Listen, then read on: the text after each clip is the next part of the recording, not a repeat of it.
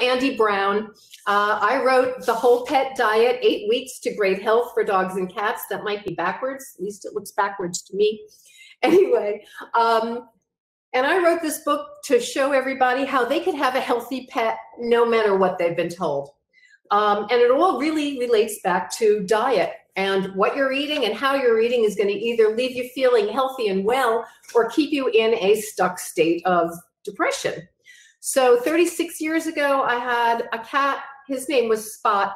And this poor baby had every major problem that couldn't be corrected. He had skin problems, eye, ear problems. He had fleas. He had a paunch. He was scared of everything. When he went to the litter box, he could literally clear out Tampa Bay. The stench was terrible. With all of his woes, I wound up taking him to 5 different veterinarians. They all said, Andi, put him to sleep. There's nothing that could be done. He's got a genetic disease. I said, oh my God, I can't believe this. I can't do it. Fortunately for me and hundreds of thousands of other people, I wound up meeting a friend who was into nutrition and natural health. He came into my house and he said, what's the matter with that cat? And I said, I'm a very good mother. Let's not talk about it. My cat has been to all the vets. He goes, well, what are you feeding him? And I said, well, I'm feeding him the very best. He said, what are you feeding him? I said, look, it's not the food. It's just my cat. He said, Andi, I need to see the food. He marched into my kitchen. He got a can of my food. He began to read the label. And I thought, wow, I really met a quack. Well, anyway, he looked me square in the face. He said, Andi, no wonder your cat's sick. You're feeding him garbage. And I said, garbage? Oh my gosh, I'm a very good mother. I'm college educated. I know what I know. And you have just insulted me. And he said, I'm going to cure your cat. And with that, he marched into my kitchen and he began to make a stew made with chicken and vegetables. And I thought that I really met a quack. So we all that night sat down at the kitchen table, my very willing cat included, and we all dove into that chicken stew with vegetables. And all I can tell you is that in about 4 days, every mysterious symptom of that cat's disease state began to turn itself around. He grew into the most gorgeous, healthy cat you'd ever want to see. And we were shocked. I mean, we were blown away. Here I was told for like a year and a half that nothing could cure my cat. And we changed his food, cooked his food, and all of a sudden he's brilliantly healthy. Well, we figured that a lot of people needed to know about what we had found. And we actually went in and did a lot of research as to what goes into typical commercial foods. And what we found was really horrific. Well, you all know about the byproducts and the chemicals and the coloring agents and the dyes, but also what really what is allowed to be in commercial pet food is actually things that are rejected for humans to eat. So what might that be? Dead, diseased, dying, disabled animals are allowed to go into commercial pet foods. There's no government regulation when it comes to the quality of the kind of things that go into their food. So couple that with the chemicals, coloring agents, and dyes, and the processing. I mean, when you make a kibble, you're not only cooking it to smithereens, you're then baking it to smithereens. And pretty soon at the end of that process, there's absolutely no real nutrition left in that bag. And so what do the manufacturers do? Well, they add in about 40 different isolated vitamins and minerals back into the food, so that at that point, you're giving them some nutrients, but it's in essence, you're almost like adding vitamins and minerals back into cardboard. So hence, you'll never achieve great health. I don't care what you've been told. Sooner or later, it catches up with them. Oftentimes, young animals begin really healthy. And then if we don't put the right foods into them at the right proportions and the kind of quality, then pretty soon they begin to have a lot of problems. They show up with a lot of problems. We began to share our information with virtually everyone we met. And pretty soon we were cooking for other people's pets who had problems, both major and minor. One of our earliest testimonials was a dog named Fencer. Fencer was kind of old. He was maybe 13, 14 years old. Fencer had developed a tumor, a gigantic tumor in the center of his forehead. And he went to all these different veterinarians who all said they couldn't help Fencer at all, that just put him down. There was nothing they could do. Well, my friend who was into nutrition and natural health went down to Fencer's house and began to cook for Fencer, starting with the broth of our chicken stew and gradually adding more and more solid pieces into it. It took 7 weeks, but that tumor went from being like this size to this size to this size to this size, and pretty soon it was no bigger than my finger width, okay? Fencer went on to live about 4 or 5 more years, and fabulous. So I think that my book will really help to keep you out of the vets for the most common health problems. So for skin problems and ears and eyes and digestive disorders, you know, if you've got a digestive disorder with your pet, you got to think about it. What's causing it? And when you're coming from a true holistic standpoint, you work from the cause, not the symptom. But if you've continuously got some digestive problems, well, then I would look to see what it is that you're putting in the pet, despite what you've heard from other people and other websites and, you know, other opinions, because everybody's got an opinion. And I would just go with the basics. You see, my recipe, my favorite recipe, which you can get right on my website, and I think Sandra's going to put it up there for you to have a link to. But my favorite recipe is basically a chicken soup. And it's like mama's chicken soup, okay? When you're not feeling well, maybe your mother made you chicken soup. And what it consists of is pretty much a blend of 50% meat and 50% vegetables. And you want to choose vegetables very, very specifically to have alkaline qualities. You don't want to choose vegetables that cause gas and cause gastric upset. You want things to be very, very simple. And by keeping it simple, we found that we have been able to help tens of thousands, if not hundreds of thousands of animals from having all kinds of problems and living better and living longer. So we started out in 1986 with my cat Spot and helping other animals to feel well. And over the years, I imagine some of you know that I did start the first line. Here's my holiday. The first line of holistic pet care products for dogs, cats, and birds. And my first line of products appeared in many, many stores, 6,000 stores across the country, and people were calling and writing and saying how amazing the food was, but it was rather expensive. Why was it so expensive? Was because we cared about the ingredients that went into it, and we never compromised. I actually coined the phrase human grade. I was the first person to ever use human grade because we made our products in a USDA kitchen made entirely with human grade ingredients. And so the basis of my formula is really, and you'll find it, there's a link to it, chicken, zucchini, squash, celery, carrots, green beans, green peas. It's so basic, it's so delicious. I'm listening to people talking about their dogs having eating issues where they're not hungry, they don't want to eat. Well, if you look at what goes into commercial foods, you probably wouldn't want to eat it either. So I don't blame your dog for not wanting to eat it. But a lot of the pet food companies, what they wind up doing is they wind up putting in like a ton of sugar or salt or flavor enhancers. And those flavor enhancers is what will make your dogs eat those foods, even if inherently and intrinsically and instinctively they don't want it. I don't think that carbs are a problem because you get carbs found naturally occurring in vegetables.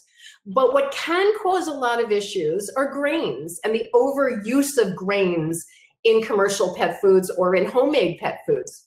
Back in the 80s, when people were first starting to, not in the 80s and 90s, when people were first starting to get involved with home cooking or even looking at pet diets and seeing what's in them, there was a trend to lamb and rice. And everybody was like, oh, I feed lamb and rice. My dog's not healthy, but I feed lamb and rice. Lamb and rice, lamb and rice, lamb and rice. Well, we started to look at rice and we go, well, why would they put rice in the dog food? I mean, your dogs are not going out into the rice paddies in China and going and taking down rice fields.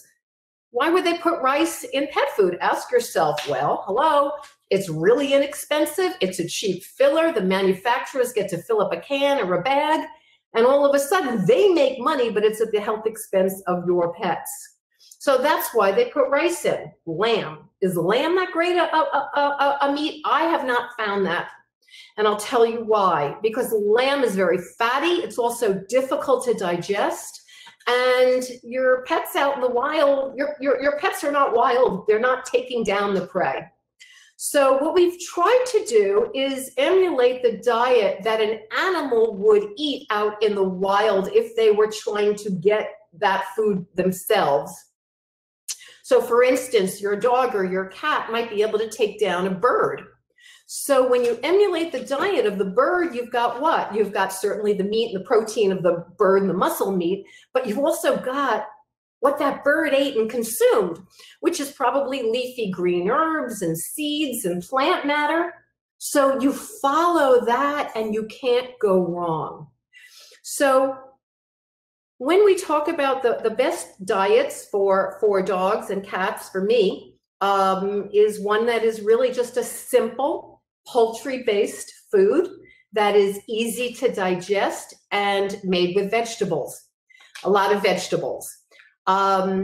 That's very important because without the vegetables, their bodies would become overloaded with protein and their kidneys would break down, their organs would go into, problems, and you need the vegetables to help break it down. So over the years, personally, I've helped thousands upon thousands of people who've called or written me through my website or my books, and I've worked with them, and they'll tell me, well, my dog has such and such a problem. And I go, what kind of food are you feeding? And they'll always go, oh, no, it's not the food. It's just my dog. No, you've got to look at the food. Without looking at the food square in the face, you'll never get over it. So a lot of these people, believe it or not, have also been people who are feeding raw food. Now, just because you're feeding raw food doesn't mean it's a great food for your dog or that you're feeding raw food properly. So just because it's raw doesn't mean it's good for them. And so people call up and they go, well, my dog is eating raw, but he's got diabetes, or my dog is eating raw, but he's got fleas. My dog is eating raw. No, it's not the food. It's just my dog. And I have to say, no, it's not. You've got to look. So, good question, Terry. I will get to questions, not a problem. Yeah. So what you want to do in my recipe, you're going to follow this. You're basically, here's what you're doing. You're getting a chicken, okay? You put the whole chicken in the pot, you fill it with water, you're adding vegetables all around it. All the vegetables that I named before, you can get the recipe right off my website. And you're going to cook it for about an hour and a half, and you cook it with the bones in it. Cook the bones in the stew. That's where you get the calcium, okay, and the phosphorus and great minerals. Now, once the stew is all cooked, you're going to be very, very careful. You let it cool down. You debone the chicken, take out all those nasty little bones, and you'll get them. And then you take like an electric hand mixer in the pot, and the reason you puree it is because you don't want your pets to pick out the individual vegetable pieces that they may not favor. When you blend it all together, it makes it into a scrumptious stew. And I gotta tell you, I probably defy anybody who would tell me that their dog doesn't go crazy over my chicken stew recipe. It is by far the most delicious food. When you're making it, they're going to smell it. They're going to get all excited about it. They're going to get their digestive juices going. The only thing I want to tell you is that before you serve it, you want to take the chill off. So I recommend warming it a little bit, okay? And and that way you're warming it so that their bodies aren't getting shocked by the coldness as it comes out of your refrigerator. So when you make the chicken stew, you're going to make it, put it in a big pot, cook it for an hour and a half. You're going to debone it, take out all the bones, puree it. You're going to take it, put it into individual freezer containers and put it in the freezer and take it out each day or every couple of days, depending on your pet's needs and their requirements for the amount of food. And you're going to put it in the refrigerator. From the refrigerator, it goes to the pan. Never use a microwave. Microwaving just kills everything. You might as well throw it away and feed McDonald's. So you don't want to microwave ever. Pam, you said your dog is allergic to chicken. Okay, well, I don't think that your dog is actually allergic to chicken. Here's why. Every time I hear the word allergy, okay, I have to turn it around and see, because I believe it's a deficiency. If you've been tested and your dog's been tested and says, oh, I'm allergic to chicken or the moon or the sun or the grass, okay, I've heard that dogs are allergic to grass, okay, and it's usually the dogs with the short legs because they're very, very short and low to the ground because they're allergic to grass. Okay, that's nonsense. What it is not an allergy, but I believe it's just a deficiency. When you understand what goes into the foods that we're feeding them, what's left out of the foods that we're feeding them, and we put back in what they're missing, then all of a sudden we can take that, quote, allergy, and we realize it's actually a deficiency. I would say 99-point-something% of the animals ever on my diet do beautifully on poultry, chicken or turkey. Picture this, you've got a little dog, okay? Out in the wild, what would your dog do? He'd take down a bird, a lizard, a rabbit, he'd take down something smaller than him. He wouldn't take down a cow. Probably not, okay? So we want lean meats, we want easy to digest, we want to stay away from grains because grains are just filling it up. Now, the only time I ever really recommend grains is really just maybe some oats. And that's just so people can stretch their budgets a bit. Because a lot of people write me, they go, look, I've got 5 big dogs. It's so expensive. How do I feed them? Well, for them, I would tell them make a stew sandwich or actually add some grains. So you've got the recipe for the dog food as well as the cat food on my website. And when an animal is sick and people are trying to get over a particular problem, what I always do is I tell them get onto the cat food. Cat food and the dog food are pretty much identical, except for the cat food has no grains whatsoever. So without the grains, their bodies are able to absorb it and utilize it much easier than if there are grains in there. So, okay, what kind of oats? Go look at my website. You'll see, like whole rolled oats. Again, for the best performance, Sarah, you don't want oats, you really want just the meat and the veggies. I got to tell you that people always want to defend what they've been feeding because we always think that we're doing the best for our animals. And believe me, we all are until we find out that we're not. Okay, so don't ever feel like guilty, oh, I should have known, I should have done something. So, okay, so at the beginning of this little seminar, I mentioned that I started the first line of holistic pet care products for dogs, cats, and birds. It was back in the 80s, and people thought I was a quack. Well, of course, and everybody said to me, oh, come on, Andi, who's going to eat natural foods? I mean, you know, what kind of scam are you pulling? And I said, oh, you'll see, everybody's going to, fall into this. Well, everybody did fall into it, and pretty soon all of my products were copied by all of the big manufacturers, and that was real scary. But what they were doing was they were just talking the talk and not walking the walk. Anybody can say their product is holistic. What does that really mean? Okay. Anyone can say, well, oh yeah, they use some human grade ingredients. All right, so what do you use? Human grade rice? Okay. First of all, I guess what I'm about to say is that there's not any pet food in the world, sadly, that I can recommend right now, because I wouldn't feed anything to my own pets that I've seen out on the market. And so because I wouldn't do it, I'm encouraging everybody else really not to do it too. It's a very sad state of affairs when you go to a website like The Truth About Pet Food, and amazing website. You all ought to get your hands on it and subscribe to their newsletter. It's very, very informative. But what they try to do is tell you everything that's wrong with commercial pet foods and everything that's on recall. And almost every single company gets their products recalled at one time or another. Why? Because they're probably not paying attention to what the animals really need, and they're not paying attention to the goodness that they're trying to project. So basically, if I couldn't eat it myself or use it on my own body, my animals would absolutely never get it. And that's the kind of quality that, you know, I want to go into my pet's food. If I couldn't eat it, why would they? What about a tiny puppy? Hey, start them off on my Doc Stew immediately today. You will never go to the vet. You're going to be your vet's worst customer. And I'm sorry to say that to some of the vets who are on there today. But you know what? When your animals are healthy, you are your vet's worst customer. And that's what my job has been for the last 30-something years, is to keep people's pets out of the vets for the most common health problems. Okay, raw feeder.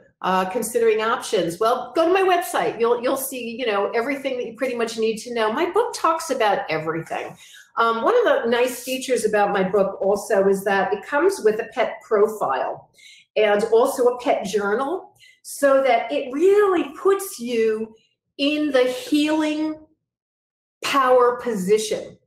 So what we try to do is get you to focus on exactly what the symptoms are, and then go to the cause of those symptoms. So in my book, I teach you about vitamins, supplements, herbal grooming aids, how to make healthy treats, just basically on an overall holistic pet profile panel, what to do inside, outside, and the environment.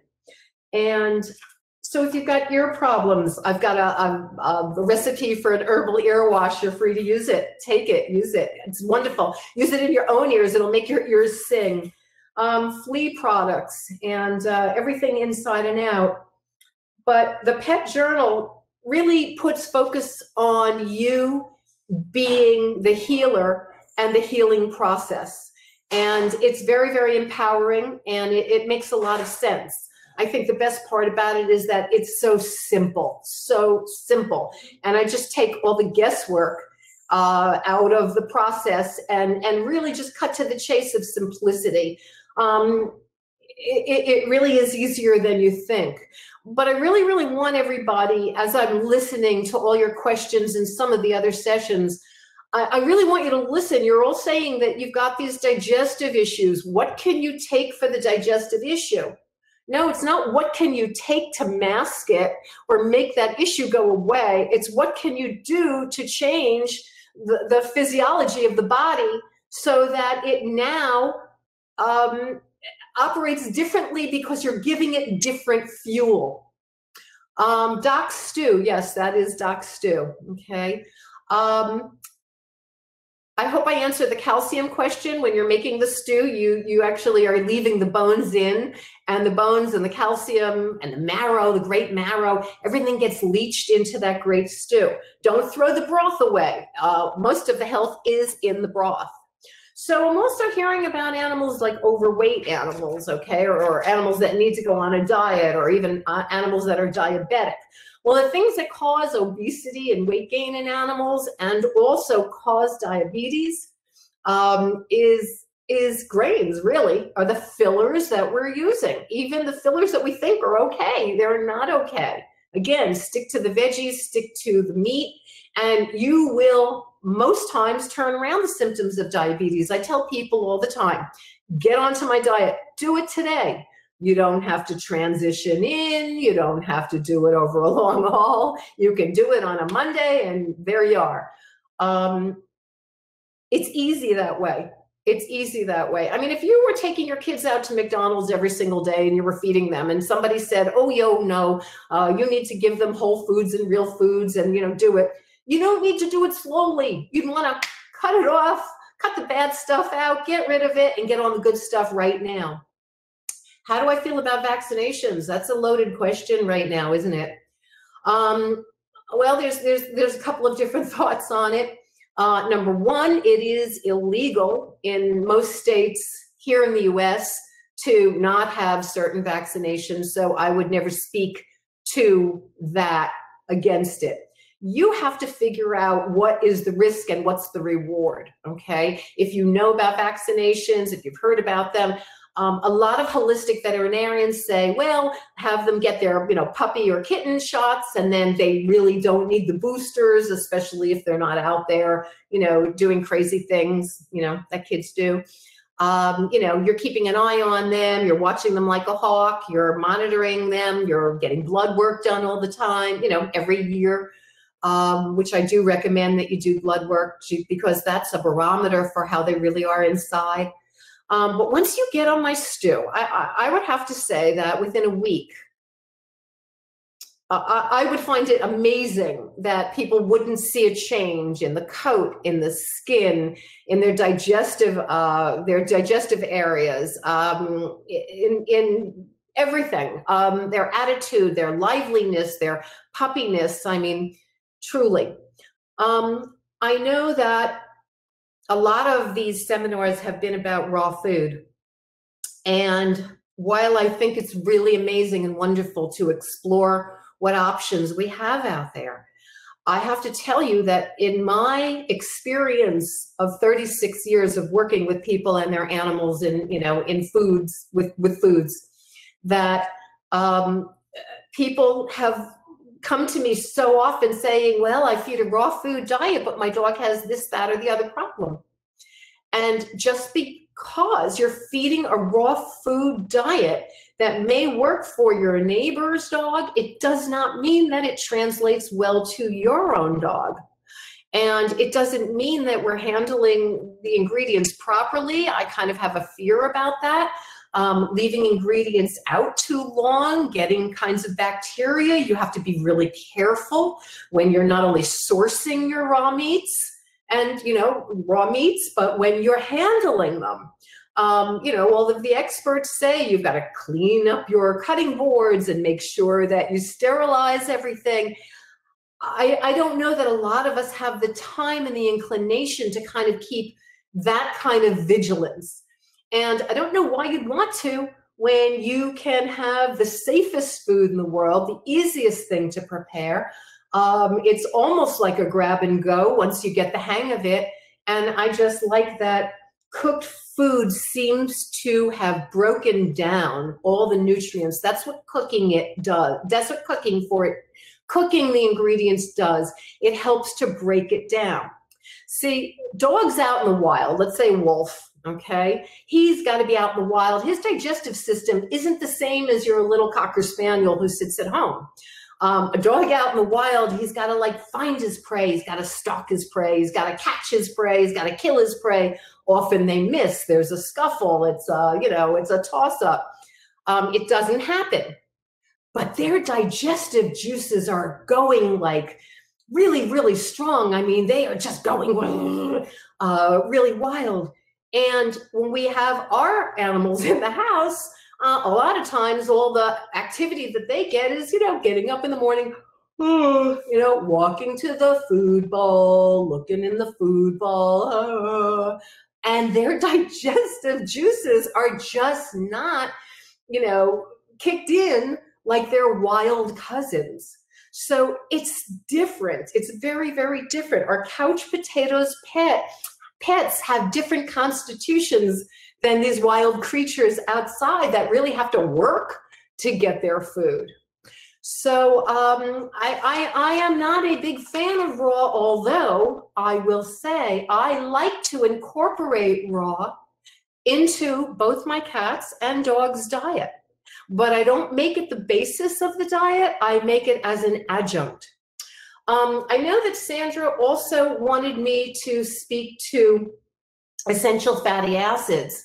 And I think that's one of the most important things that you can give any pet, no matter what kind of food they're eating.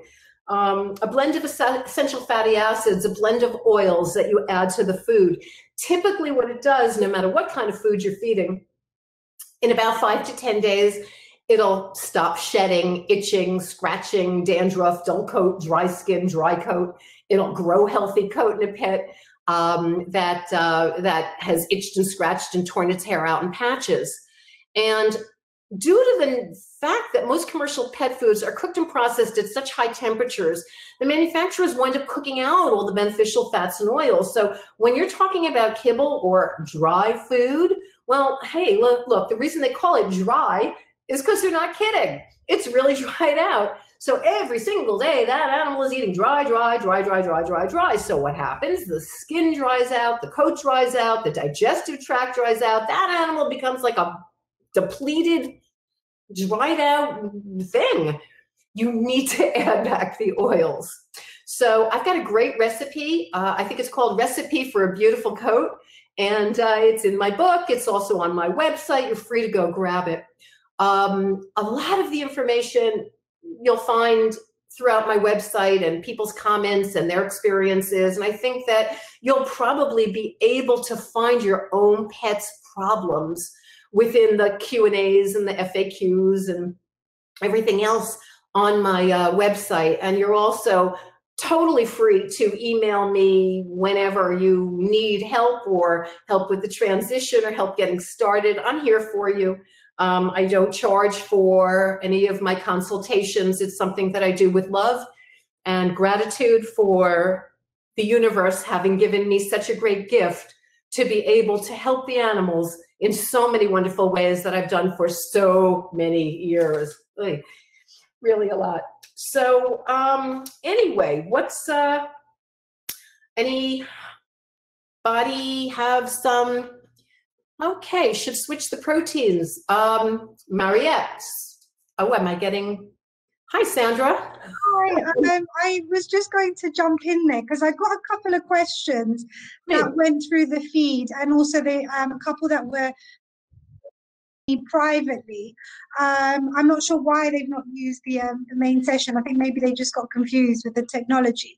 There was one which was about what are the best sources of omega-3s that you would recommend?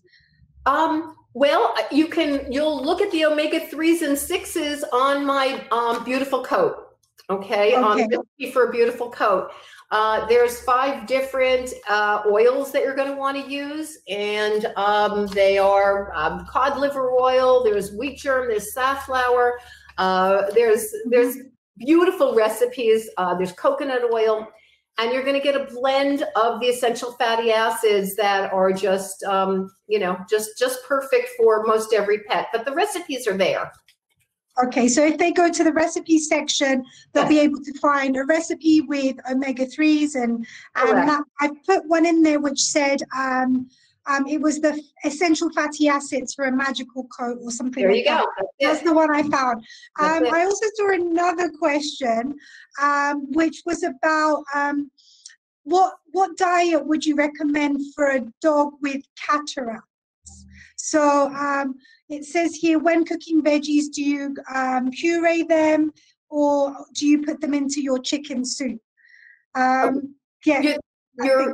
It's very simple. I mean, it couldn't be any simpler. Again, you're taking the chicken, you're putting it in the pot, you're filling it with water, and you're taking all your vegetables and you're putting it around, okay? Just let the chicken swim in the vegetables, all right? You're cooking everything together on low for about an hour and a half covered, okay? When you open up the pot, let it cool down, you're taking out the bones, and you're taking an electric mixer, making it very easy. There's mixers that have like a wand, okay, and you can just put it in the pot, and then you puree everything. So you're blending it all together in a mush. You can make the mush chunky, you can make the mush more puree. Cats seem to like it more puree. Dogs are a little, heftier, so they like it maybe a little chunkier. But the reason you're pureeing it is you're breaking down the nutrients. You're breaking down everything. Here is a... Okay, so one of the handheld ones, yes. Yeah. Okay, thanks for that. Okay. Yes, that's what you would use. And so basically, if you have an animal that's overweight, you're going to find that he just slims down beautifully. If you have an animal that's underweight, he's going to actually gain the appropriate muscle with the calories. It's really a phenomenon. They find their balance when you've given them the right ingredients in these balanced proportions. Here, this is. That's what it looks like. Yeah. So the handheld blender. It's about $20. You know, at Amazon or Walmart, whatever. It's electric, okay, and it just makes it very easy to break it down, and also then you're scooping it and putting it into individual, you know, freezer containers. As far as the cataracts, listen, you know what you want to do is you want to build the body and boost the body up to make every aspect of it stronger. So you're going to strengthen the ears, you're going to strengthen the eyes, you're going to strengthen the digestive system, you're going to strengthen the ligaments and joints. Everything about the body will change. People will see, you know, changes. Will it make a blind dog see? Probably not. But maybe. As a matter of fact, I had a cat that went blind. Okay, and he did go blind, and then his eyesight came back. You know, did I do it? I don't know. Was it destined to happen? Probably. Right. Okay. Does anyone have any further questions? Okay, we've got one here. It says, I fed home cooked, but struggle to keep weight on my dog. Any suggestions? There are really good tips and tricks in my book. So I like yogurt. Okay, I like organic whole, you know, yogurt. That's got a lot of good fat and extra calories in it. So Jamie might want to add some of the oats, okay, for some of the bulk, okay, into the stew, and then also yogurt as a topping. That will also calm down the stomach if the stomach is grumbling or feels a little empty, whatever. I like whole goat's milk yogurt, organic yogurt. There is a question that I had in one of the other sessions. Are there any veggies that you wouldn't feed your pet? Yes. Broccoli, cauliflower, those vegetables create gas. So there's a lot of people, you know, trying to eliminate gas, but they're putting in ingredients that cause gas. Okay. Any other questions, anyone? Before we wrap up the session, please send them through now. Let's have a look. Someone said I feed. Oh, okay. There was this one. I'm not sure. Did we do Mariette? I feed homemade food, but not sure how often I should switch the proteins. I would start with just chicken or turkey and don't worry about switching them.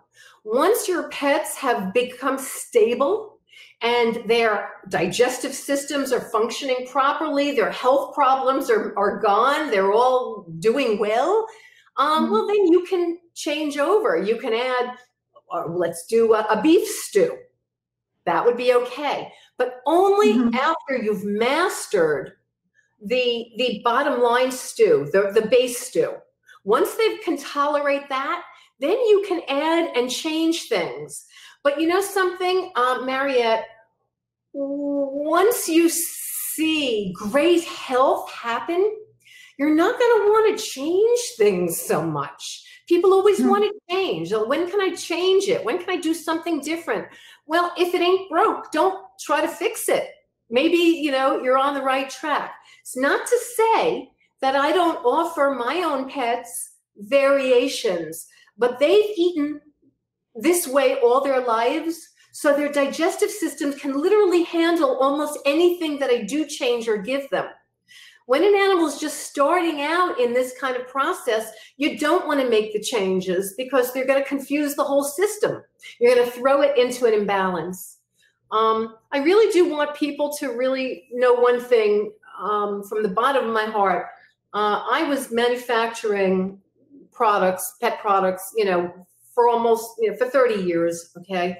I really do understand manufacturing. And, you know, I said before, there isn't a commercial food on the market that I would feed my own pets or recommend anybody else.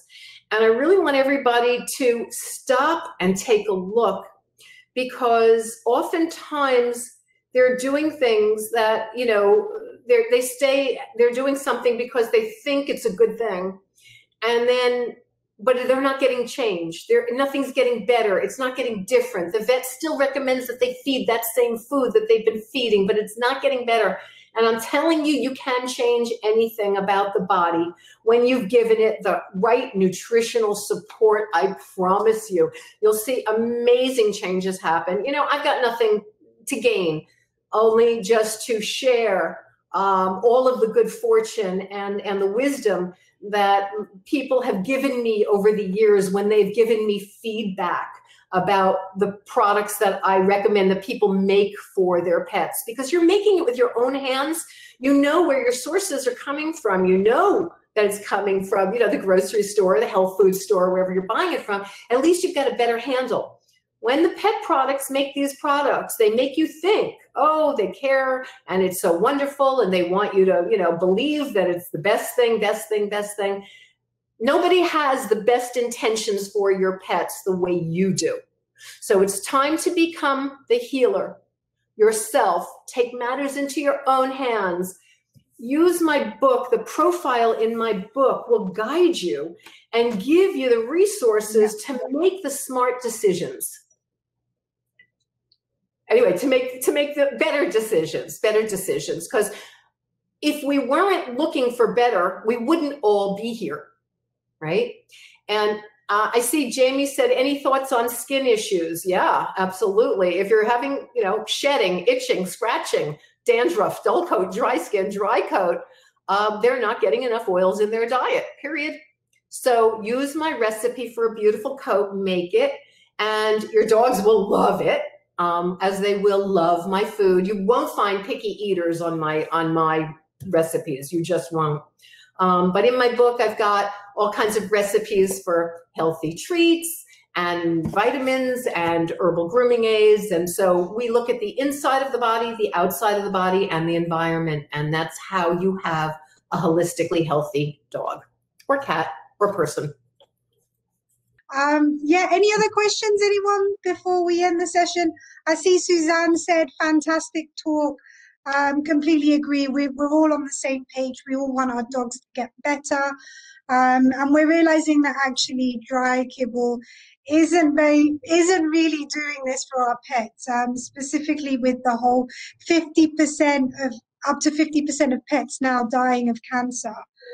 We do need to make a change. Yeah, excellent presentation, says Sheila. Thanks, guys. Andy, did you want to say anything else? I'm here for anybody who needs me. Yeah. It's pretty easy. It's very simple. We take the guesswork out of it. I've been doing this for 36 years and I've listened to people. This is the information that I'm channeling through from everybody who's ever called me, written to me, you know, talked to me about it. This works. It works, and it doesn't take a rocket scientist. Okay, it really doesn't. It's very, very simple. And again, I'm here. You can reach me through my website, and that's thewholepetdiet.com.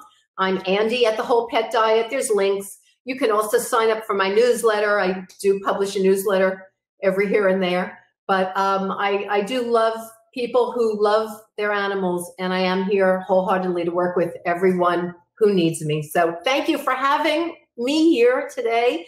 And thank you for being so amazing and gathering up so many people and all of these great speakers. And I just feel very, very honored to be a part of all of this. So thank you, Sandra. No, thank you guys. Really, you guys did everything. You've put this together and you're all here like sharing the information wholeheartedly. So thank you so much, everyone, for attending, and the speakers for sharing their knowledge and yeah, being there and supportive. As Andi said, she does have the web page. She's also got the book, which is The Whole Pet Diet. I've also sent the link in the chat a couple of times. I'll send that through again. Thanks, everyone. Thanks, Andi. Take care. Bye-bye. Bye.